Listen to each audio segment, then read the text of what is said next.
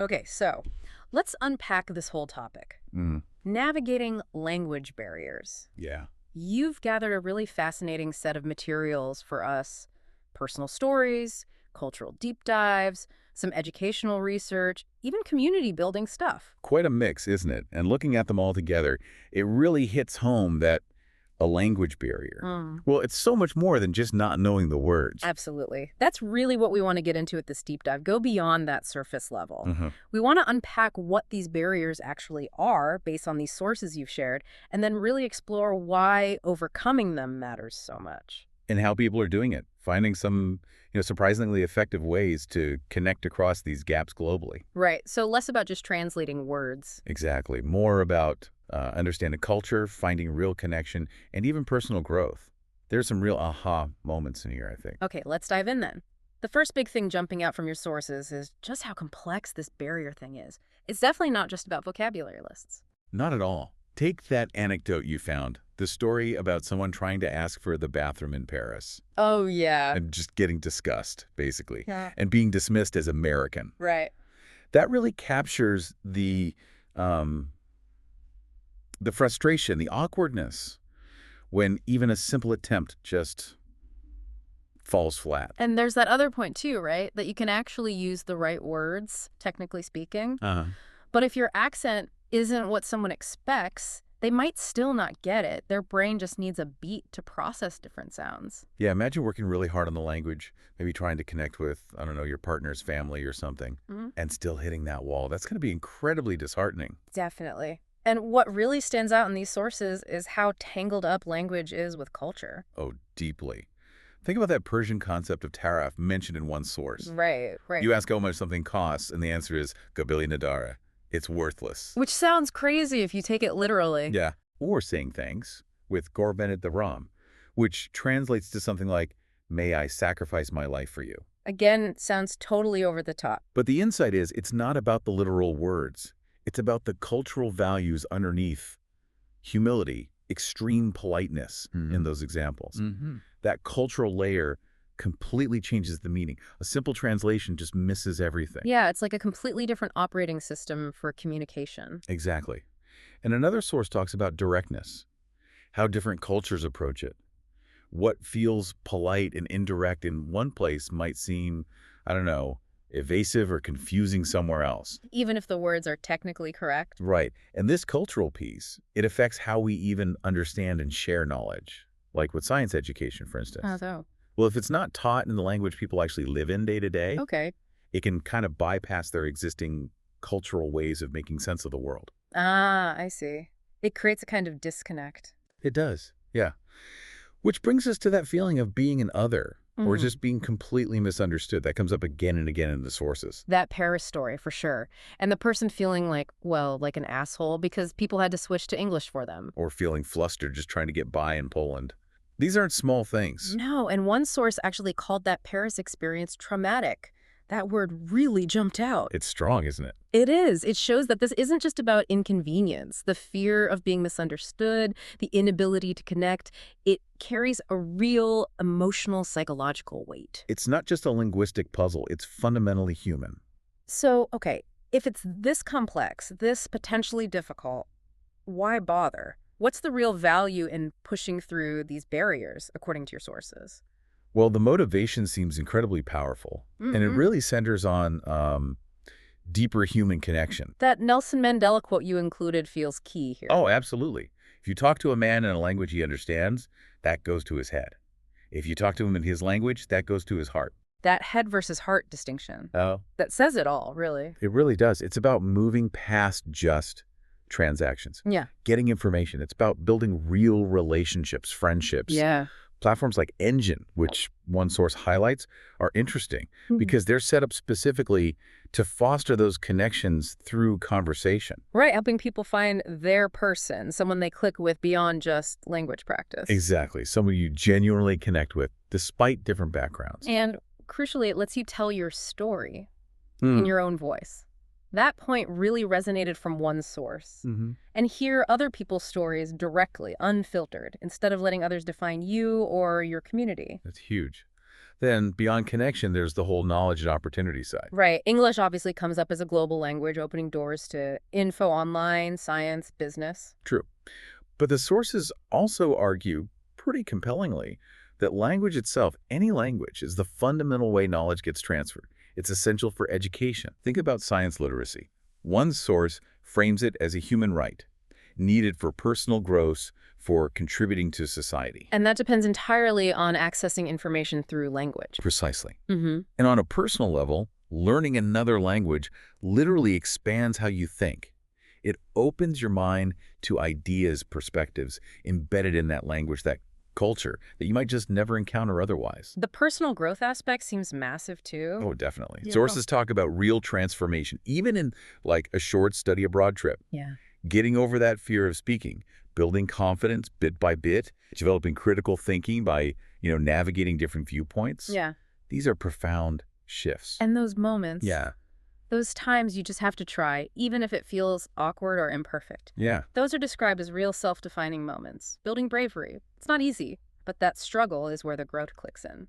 Absolutely. Plus, the straightforward cognitive benefits, making your brain more flexible, that's well established. And finally, there's a really moving point about cultural preservation. The statistic that a language dies every 2 weeks. That's staggering. It is. And with each language, we lose unique ways of seeing the world.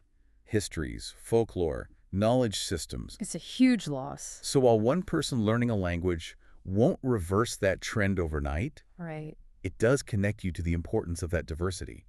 It reinforces why integrating local knowledge, local culture, even into things like science matters, rather than just letting it vanish. And for some people, like the mestizo community mentioned in one source, learning languages like Portuguese or Spanish is a way to connect directly with their heritage, with specific communities around the world. A very powerful motivator. So, okay, we see the complexity, the emotional side, the immense value. How do the sources suggest we actually do it? How do we navigate these barriers in practice? What are the strategies? Well, a really strong theme is prioritizing speaking, getting actual conversation practice. Right, formal classes, grammar rules, vocab lists, they're not enough on their own. Exactly. One source talks about learning English in school, but still needing real conversation to actually use it confidently. You need that practical experience to get over the fear. That idea of finding a person to talk to seems critical. It comes up again and again. Yeah, as the key to unlocking your potential, losing that self-consciousness. And one-on-one practice is highlighted too. Because you can't really hide, can you? Like you might in a group. You're fully engaged, Right. but that means, well, it means making mistakes, right? Which is often the biggest fear. Totally. And the sources tackle that head on. You have to embrace mistakes. Just accept them. Yeah, they're normal. They're necessary. You learn from them. And people are often way more patient than we imagine. So be brave enough to just try, even if it sounds bad. Yeah. Especially if you need to communicate something. Exactly. Don't wait for perfection. Lean into the messiness. However. There's a however. There is. The polyglot source you included makes a really important point. Listening and reading are crucial foundations. Okay, so not just speaking. No. You need to put in serious time listening and reading before you start speaking much, and keep doing it while you practice speaking. Why? What does that do? It builds familiarity. You absorb vocabulary, sentence structures, the rhythm of the language. It builds good habits before you start trying to produce it yourself. Makes the speaking part less daunting eventually. Okay, so consume a lot first, then dive into speaking, and accept the mistakes along the way. Makes sense. What about tech? Apps, online tools? Technology definitely has a role. Apps like Duolingo get mentioned as, a good starting point. Useful for basics, vocab. But maybe not enough for real conversation fluency. Probably not on its own.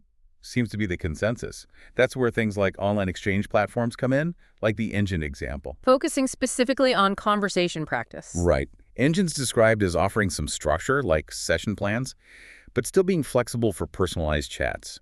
And the matching process, finding someone you actually click with, seems really key to making it work and keeping you motivated. So careful matching is important. Very.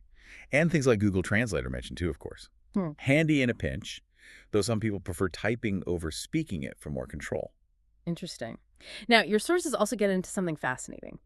Dual or multilingual strategies, especially for science education in places like Africa.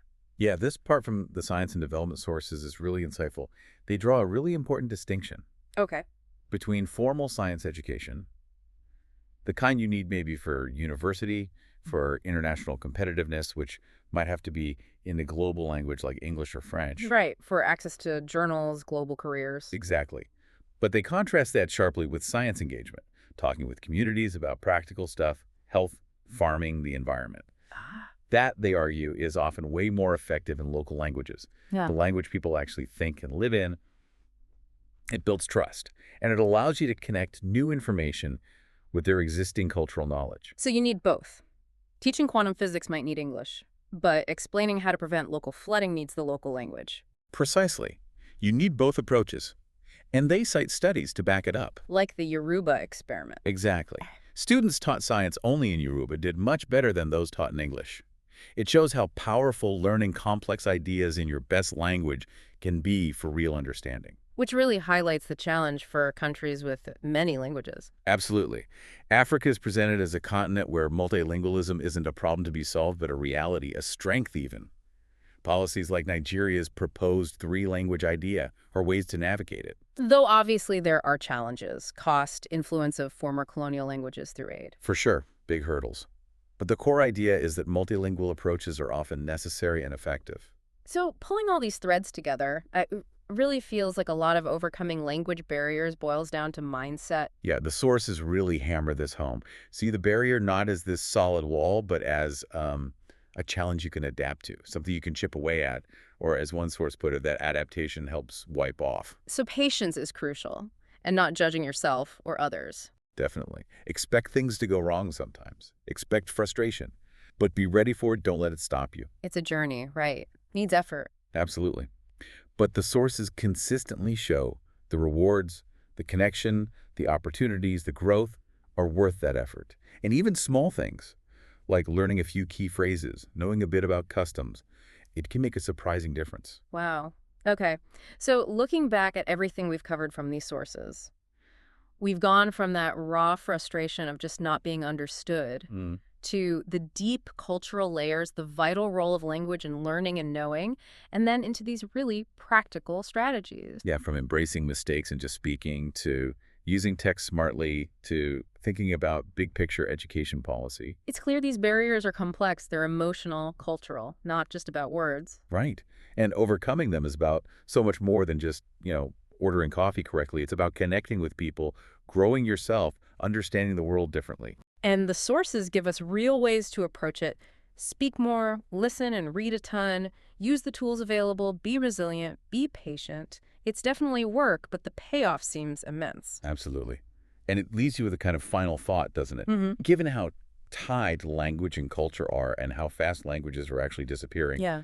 it makes you think, what role could your efforts, however small, learning a bit of a language, using tech to connect, just being patient with someone struggling with your language, what role could that play? Not just for you, but maybe in a tiny way, for preserving that global diversity, fostering a bit more understanding in the world based on everything we've just discussed from these sources.